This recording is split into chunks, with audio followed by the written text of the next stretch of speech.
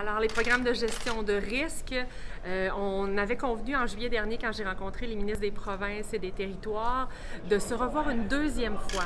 En décembre, c'est confirmé, pour regarder particulièrement des améliorations qu'on peut apporter au programme Agri-stabilité et dans la mesure du possible le faire pour le printemps prochain.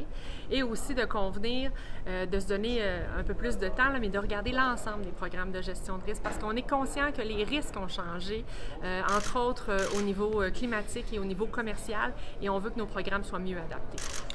Est-ce qu'on parle d'une bonification de l'enveloppe des programmes de gestion des risques? Vous pouvez lire dans notre plateforme, effectivement, on a une ouverture à augmenter la contribution du gouvernement fédéral pour les programmes de gestion de risque. Alors, je veux juste bien faire les choses pour être en mesure de mieux répondre aux nouvelles réalités là, commerciales et climatiques, entre autres. Est-ce qu'on peut attacher un chiffre à la bonification? C'est trop tôt pour parler d'un chiffre, mais pour plusieurs de ces programmes-là, ce sont des programmes à coût partagé avec les provinces, donc c'est pour ça qu'on doit travailler ensemble. Au niveau du conflit commercial avec la Chine, j'ai compris que vous fermez la porte à des compensations pour les producteurs de porc. Je ferme pas la porte. Quand on parle de compensation, c'est vraiment des cas exceptionnels. Je dirais que ma priorité, c'est de mettre en place des programmes de gestion de risque qui sont plus généreux, mieux adaptés aux nouvelles réalités. Pour la situation qui est en cours en ce moment, bien en fait, pour ce qui est de la viande, le porc et le bœuf, le marché ont été réouverts. Alors, il faudra voir aussi à la fin de l'année quels sont les impacts réels sur le secteur. Ce qu'on veut, c'est protéger le secteur. Mais c'est pour ça qu'on a un groupe de travail avec l'industrie, avec les gouvernements des provinces pour évaluer les impacts réels sur le secteur et est-ce qu'il y a lieu d'avoir des compensations exceptionnelles. Donc, je ne ferme pas la porte carrément, mais on va faire les choses dans l'ordre. Dans sa présentation, M. Marcel Groslot a dit souhaiter que le gouvernement fédéral fasse davantage pour l'ouverture des marchés à l'extérieur. Et avec un parallèle, on peut penser peut-être à la réciprocité des produits qui entrent chez nous comparativement aux normes qu'on a ici, là. Oui, c'est quelque chose dont j'entends souvent parler, l'harmonisation des normes. Alors, je vous rappelle qu'en janvier dernier, on a adopté la loi sur la salubrité des aliments, qui est déjà un pas très important dans cette direction-là. Les producteurs qui exportent ou les importations qui entrent au Canada doivent obtenir les mêmes licences, d'une part. Les mêmes règles s'appliquent pour la question de la traçabilité et de la salubrité. Donc, c'est un pas important dans cette direction-là.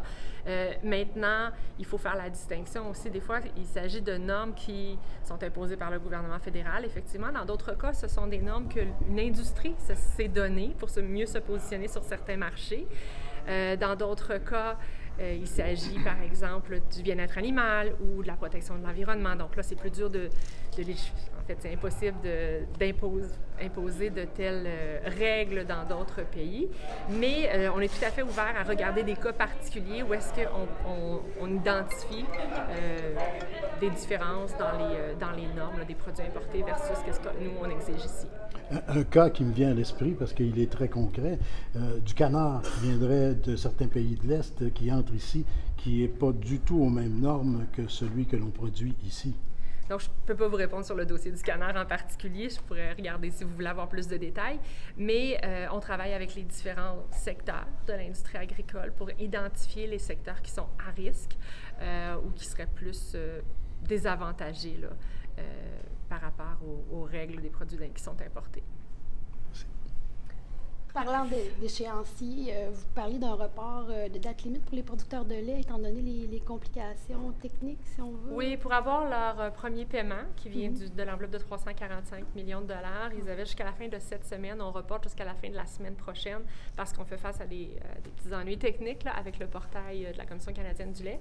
Donc, entre-temps, ils peuvent tout simplement imprimer le formulaire, le compléter, l'envoyer par la poste ou par fax. Et ils ont jusqu'à la fin de la semaine prochaine pour le faire, pour avoir leur paiement avant le 31 décembre.